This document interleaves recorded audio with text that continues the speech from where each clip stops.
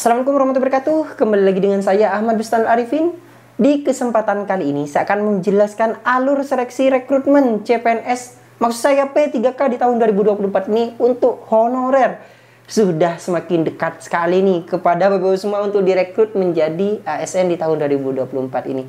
Seperti apa sih alur mekanisme seleksinya? Kita bahas dengan detail di sini. Dan sumber ini tentunya langsung dari BKN Bapak Ibu semua. Oleh sebab itu kita simak. Namun sebelum kita ke informasi, coba absen terlebih dahulu dari kabupaten kota mana saja sih Bapak Ibu semua berasal di kolom komentar di bawah ini. Contoh saja Surabaya hadir mas, Bondo hadir mas, Situ Bondo hadir mas, dan kota-kota lain di seluruh Indonesia. Sebelum kita ke informasi, alangkah baiknya Bapak bisa like, comment, share, dan subscribe channel saya. Kemudian Bapak Ibu juga bisa ikut Telegram saya di @abachannel, atau Bapak Ibu juga follow TikTok dan Instagram saya di @abarfin_. Langsung saja kita pada pembahasannya. Nah, di kesempatan kali ini saya akan menjelaskan alur mekanisme seleksi pengadaan P3K di tahun 2024 ini. Tentunya untuk P3K di tahun 2024 ini menitik beratkan pada honorer ya Bapak Ibu semua. Kalau CPNS untuk umum, tapi untuk yang P3K di tahun 2024 itu lebih berfokus pada rekrutmen seleksi untuk honorer. Nah, oleh sebab itu pantau nih bagaimana sih mekanismenya dengan baik. Nah, di sini ada alur pengadaan P3K di tahun 2024. Sumber ini ingat saya ambil dari websitenya BKN. Nah, saya coba tandai terlebih dahulu. Kita bahas satu persatu di sini. Ada pertanyaan, ada komentar, silakan komentari di kolom komentar di bawah ini, atau ada tanggapan, tanggapi di kolom komentar. Yang pertama, di mana instansi pemerintah itu melakukan rincian formasi. Nah, saya perbesar. Jadi yang pertama, pemerintah itu melakukan rincian formasi pada aplikasi CSN Perencana. Ini dilakukan oleh BKD setempat, instansi Bapak Ibu semua di daerah setempat. Hal ini sudah dilakukan. Untuk perincian formasi itu sudah dilakukan oleh masing-masing BKD. Apakah instansi Bapak Ibu semua tidak melakukan perincian nih? Atau Bapak Ibu semua mungkin belum mengetahui nih hal ini? Coba tanggapi di kolom komentar di bawah ini, karena hal ini sudah dilakukan. Sekarang sudah memasuki tahap final. Yang kedua, di mana usulan formasi. Nah, usulan rincian formasi ASN diverval oleh BKN dan Menpan RB dan ditetapkan oleh Menteri Pan RB. Jadi maksudnya usulan rincian formasi yang telah dikirimkan oleh instansi daerah tersebut kemudian diverifikasi dan divalidasi oleh BKN. Yang selanjutnya selain BKN oleh Pan RB juga, di mana selanjutnya ditetapkan oleh Menteri Pan RB. Jadi seperti itu. Hal ini pun sudah ditetapkan dengan dibuktikannya sudah turun berapa jumlah formasi-formasi pada masing-masing instansi. Itu sudah ada. Bapak Ibu semua mungkin belum mengetahui berapa jumlahnya, 1 juta berapa itu Bapak Ibu semua bisa cek di video saya sebelumnya. Sudah saya jelaskan secara detail kepada Bapak Ibu semua. Oleh sebab itu, jangan sampai lewat video-video update dari Aba Channel ini. Pastikan Bapak Ibu semua menonton dengan baik. Selanjutnya, instansi pemerintah mengumumkan pengadaan ASN P3K. Nah, yang ketiga nih, selanjutnya pemerintah melakukan sebuah pengumuman kapan dilakukan untuk pengadaan ASN P3K. Saat ini memang Bapak Ibu semua desas-desusnya itu di bulan Oktober. Tapi kalau misalnya tidak ada suratnya, nah itu kita masih bisa meraba-raba apakah bisa mundur atau maju, kan kita tidak mengetahui. Tapi coba kita bahas. Kalau Kemenpannya sudah ada itu, tapi saya belum membahas lebih detail. Kita bahas di kesempatan selanjutnya saja di channel ini agar Bapak Ibu semua mendapatkan informasinya. Oleh sebab itu, nanti coba kita lebih kali mendalam lagi terkait dengan Kemenpan 347, 348, dan 349 tersebut. Nah, selanjutnya setelah ditetapkannya atau setelah ditetapkan kemudian di sini telah diumumkan untuk seleksinya, barulah Bapak Ibu semua melakukan sebuah pembuatan akun. Jadi Bapak Ibu semua membuat akun pada SSC ASN. Tapi saya ingatkan nih, bagi Bapak Ibu semua honorer, jangan mencoba membuat akun saat ini. Karena saat ini itu bukan untuk P3K, tapi untuk seleksi CPNS. Jika Bapak Ibu semua sudah mendaftar di CPNS, itu akan mengunci, akan kelok. Nantinya akan berakibat Bapak Ibu semua tidak bisa mengikuti seleksi P3K ketika sudah terlock. Nah, oleh sebab itu hindari CPNS.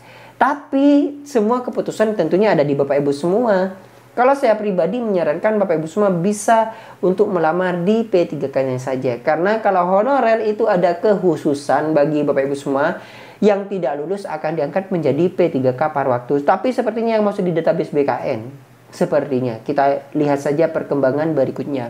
Setelah Bapak Ibu semua melakukan pembuatan akun nih. Nah, selanjutnya di sini, di poin ini, itu dilakukan validasi kependudukan karena data SSCSN ini tersinkron dengan data di Dukcapil, di mana ketika NIK Bapak Ibu semua tidak valid tentunya tidak akan bisa mendaftar di SSCSN. Oleh sebab itu silahkan sekarang Bapak Ibu semua datangi Dukcapilnya jika NIK Bapak Ibu semua tidak valid. Cek coba ke Dukcapil. Mungkin Bapak Ibu semua pernah melakukan perpindahan, itu yang perlu dicek. Coba datangi di Dukcapil apakah benar data Bapak Ibu semua.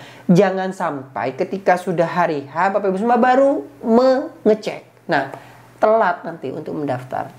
Seperti itu. Baru nanti Bapak Ibu semua dilakukan seleksi administrasi yang dilakukan oleh instansi pemerintah. Seleksi administrasi ini biasanya berupa penguploadan berkas. Jadi di halaman SSCSN itu Bapak Ibu semua akan membuat akun. Nah, membuat akun dicek kevalidan datanya, baru di halaman berikutnya nanti itu ada informasi untuk melengkapi dokumen persyaratan. Apa saja Mas dokumen persyaratannya, kita bahas di kesempatan berikutnya saja. Yang penting Bapak Ibu semua mengetahui mekanismenya sekarang. Kita siapkan nanti. Selanjutnya di sini ada masa sanggah. Nah, mungkin Bapak Ibu semua belum mengetahui nih. Di sini ada masa sanggah jawab seleksi administrasi. Maksudnya seperti ini. Ketika Bapak Ibu semua mengunggah dokumen pada halaman SSCASN dan ternyata nih dokumen Bapak Ibu semua tidak diterima, mungkin dikarenakan tim verifikasinya itu salah melihat data Bapak Ibu semua, atau mungkin ketidakjelasan dokumen Bapak Ibu semua. Nah, kalau ketidakjelasan dokumen Bapak Ibu semua itu biasanya tidak bisa diunggah karena kesalahan terdapat pada Bapak Ibu semua. Akan tetapi jika kesalahan terdapat pada tim verifikator, itu baru bisa diunggah Bapak Ibu semua, diunggah ulang, disanggah seperti itu. Tapi kalau misalnya Bapak Ibu semua sudah salah mengupload, biasanya dokumen ijazah diisi SK, itu sudah tidak bisa diperbaiki lagi. Ingat, sanggah itu bisa dilakukan ketika kesalahan terdapat pada tim verifikator. Oleh sebab itu, jadi dalam Bapak Ibu semua mengunggah dokumen nantinya, pastikan dokumennya itu harus jelas, harus tertata rapi, kemudian tidak salah mengupload. Yang nantinya ketika tim verifikator melihat, oh ini rapi, ini bagus, ini sesuai, nanti Bapak Ibu semua berkasnya bisa disetujui. Nah, ini langkah berikutnya yaitu peserta yang lolos administrasi mengikuti ujian CAT. Jadi kalau sudah lolos berkas dari tim verifikator nih, maka Bapak Ibu semua bisa mengikuti untuk seleksi administrasi CAT di BKN. Nah, ini kita tidak mengetahui penempatannya karena ini kan rekrutmen secara massal nih, apakah masih tetap di BKN atau masih bisa di instansi masing-masing seperti yang P3K guru kan itu ditempatkan di daerah masing-masing. Ini ada daerah yang menempatkan. Nah, itu yang kita masih belum mengetahui, kita cek nantinya. Semoga saja tidak jauh sampai BKN ya Bapak Ibu semua, karena itu memakan biaya yang tidak kecil. Nah, oleh sebab itu semoga BKN bisa mempertimbangkan hal tersebut. Kita lanjut. Kemudian pengolahan hasil berdasarkan nilai ambang batas, nilai afirmasi yang ditetapkan. Kalau informasi yang saat ini saya dapat nih, untuk ambang batasnya itu tidak ada. Kalau untuk yang P3K honorer ya itu tidak ada ambang batas. Yang ada hanya nilai yang tertinggi, yang peringkat tertinggi itu langsung akan diangkat atau diterima di dalam seleksi tersebut. Tapi kalau nilainya di bawah, maka tentunya tidak bisa. Atau mungkin nanti yang di bawah itu akan menjadi P3K paruh waktu, kan seperti itu. Nah, informasi yang kali ini yang saya dapatkan, yang tertinggi itu yang akan terangkat menjadi P3K penuh waktunya. Baru nanti ada pengumuman kelulusan seleksi. Jadi setelah pengolahan data dilakukan, baru nanti dilakukan pengumuman. Biasanya pengumuman itu diedarkan. Tapi Bapak Ibu semua, sebelum ke pengumuman kelulusan, di sini Bapak Ibu semua untuk sistem CAT kan kita peserta di sini. Ketika mengikuti tes seleksi CAT, itu kan ada peringkatnya. Sudah muncul daftar nama di YouTube, di channel YouTube-nya BKN itu muncul sudah kan rek mana. Nah, itu Bapak Ibu semua bisa dicek di sana, dilihat. Oh, ternyata bisa di ranking terlebih dahulu. Oh, ternyata saya nilainya sekian. Ini urutan teman saya sekian. Nah, bisa mengira-ngira Bapak Ibu semua di dalam satu formasi itu. Tapi kalau misalnya Bapak Ibu semua menunggu, itu cukup lama sih. Jadi di screenshot satu-satu di YouTube dibandingkan. Itu sih saran saya. Kurang paham kalau teknis Bapak Ibu semua bagaimana. Jadi Bapak Ibu semua mengetahui bahwasanya saya ini lulus atau tidak sebelum pengumuman kelulusan itu dilakukan. Karena sekarang tidak ada manipulasi data. Semuanya sudah floor secara massal oleh BKN melalui channel YouTube-nya. Tidak ada manipulasi data. Tapi kalau misalnya data Bapak Ibu semua yang di YouTube itu tidak sesuai nantinya dengan data yang real, maksudnya yang sudah di YouTube ada, kemudian ketika diumumkan berbeda, bisa komplain. Itu bisa kena tindakan pidana.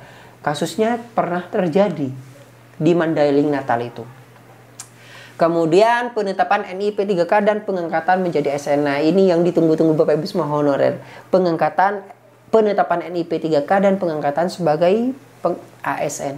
Ini mungkin dilakukan di tahun 2025 Bapak Ibu semua. Biasanya seperti itu untuk seleksinya di tahun 2024, tapi pengangkatannya di tahun 2025. Ya, saya doakan Bapak Ibu semua honorer di sini tentunya semuanya itu bisa terekrut menjadi ASN P3K ya Bapak Ibu semua. Kita aminkan saja.